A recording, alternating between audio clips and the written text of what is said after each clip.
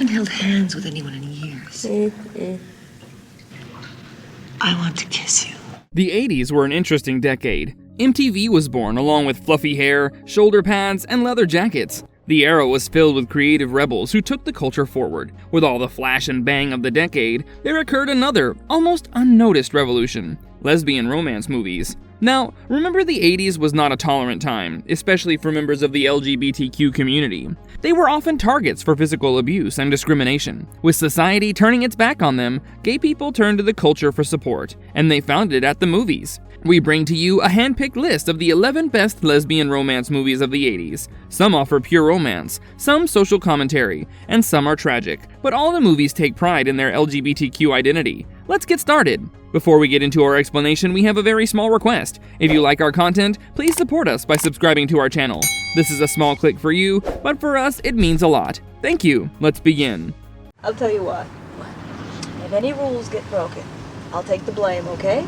Desert Hearts, 1985. Desert Hearts is set in 1959, when romance with a same-sex partner was treated with more than just a raised eyebrow. In this conservative setting, Professor Vivian Bell gets a quick divorce from her husband. She's bored with her marriage, and bored with her life too. In steps carefree spirit, Kay Rivers. Kay's colorful and magnetic personality draws the bored Vivian toward her. The two hit it off and soon develop a bond that's outside the era's societal norms. The movie takes a traditional approach to a non-traditional love story. Set against Reno's rocky landscape and punctuated by country songs, Desert Hearts is a treat for all romance lovers. The movie also talks about self-realization with a touch of feminism. Kay's character is symbolic of an era where women did nothing more than marry and bear children. Kay realizes, as women did, that there's more to life. I've given you something you never dared dream of. What? Everlasting life.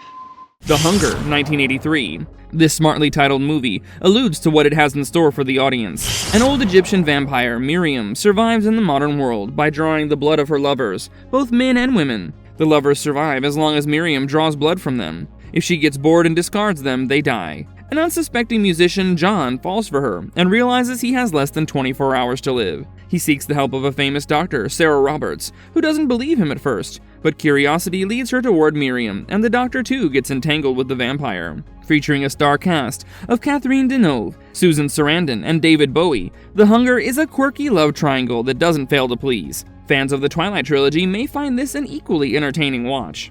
The Color Purple, 1985. Adapted from the classic novel, The Color Purple talks not just of love, but of acceptance and self-respect too. Celie is an African-American woman living in the South. She faces misogyny and racism on a daily basis. She also faces abuse from her own father. He marries Celie off to an equally abusive husband, Mr. Albert Johnson. Things only get worse for Celie after her marriage. She must persevere and find love and companionship wherever she gets it from. The Color Purple remains a classic story of self-empowerment to this very day.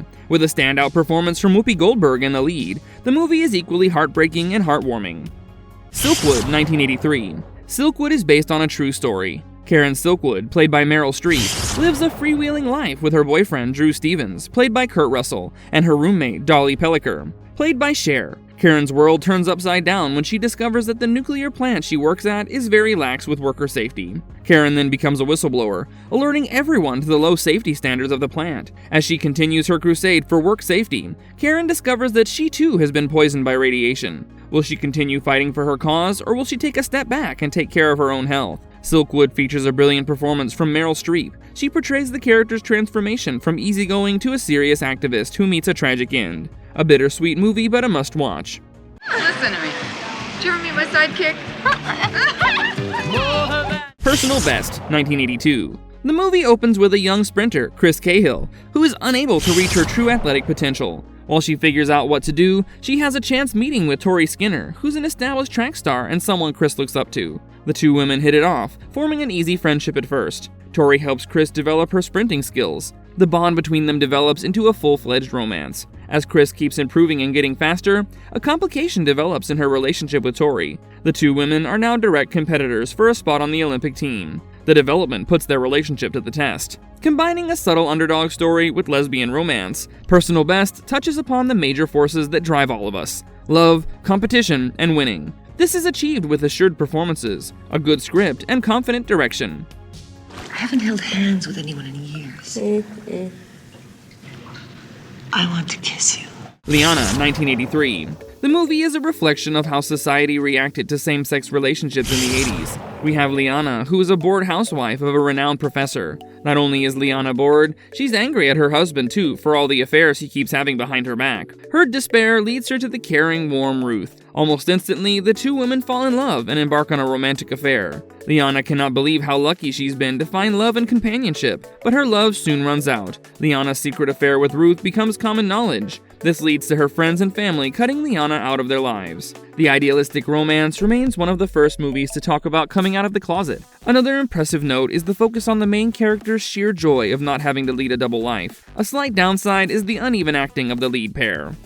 Another Way, 1982. Another Way is a movie that will stay with you long after the credits roll. Set in communist Hungary, the movie begins with the dead body of a political journalist, Eva, being found. Her lover Livia recovers in a hospital from a broken neck. Livia's army officer husband, Donci, is in jail. The movie then flashbacks to a year before, recounting the events that led to the present moment. While working as a journalist, Eva meets Livia. The two develop an attraction for each other's company, but Livia's marriage makes it difficult for her to accept her true sexuality. She eventually overcomes her inhibitions and begins a romantic affair with Eva, an affair that ends in tragedy. Using the backdrop of the Iron Curtain, Another Way talks about themes of freedom while focusing on the relationship between two women. Political commentary and romance are both served well here.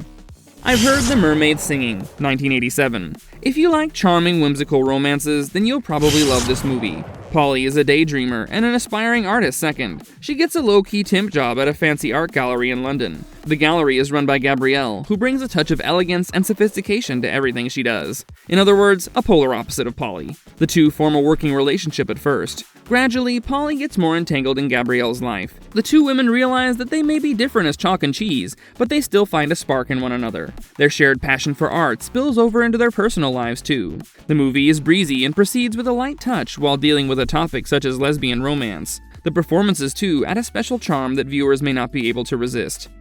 Well, cheer up then.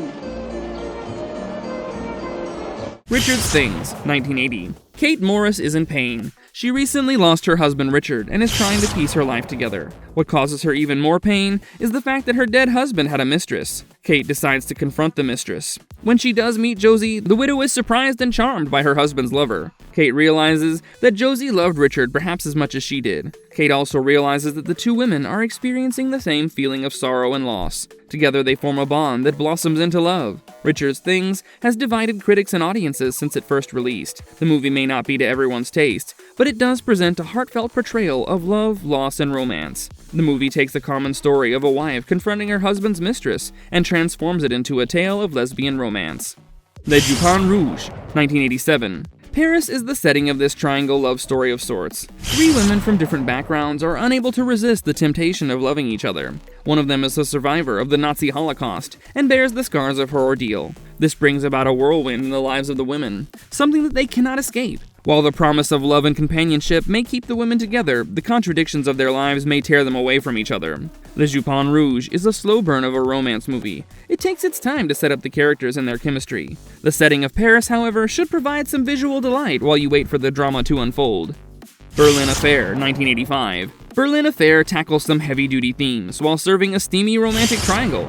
Louise von Hollendorf is the beautiful, charming wife of a Nazi diplomat, Heinz. In between meeting high-profile foreign dignitaries, Louise has a chance encounter with Mitsuko Matsugae. The lovely Mitsuko is an artist whose father is the Japanese ambassador to Germany. The instant chemistry between the two women lead them to a romantic affair. Louise's husband, Heinz, finds out about this and confronts Mitsuko. Rather than warn her off his wife, the diplomat falls in love with the artist too. This sparks a triangle with serious consequences. Set in Nazi Germany, Berlin Affair probes the theme of free love against the backdrop of World War II. With the right amount of lust and love, the movie is an appetizing affair.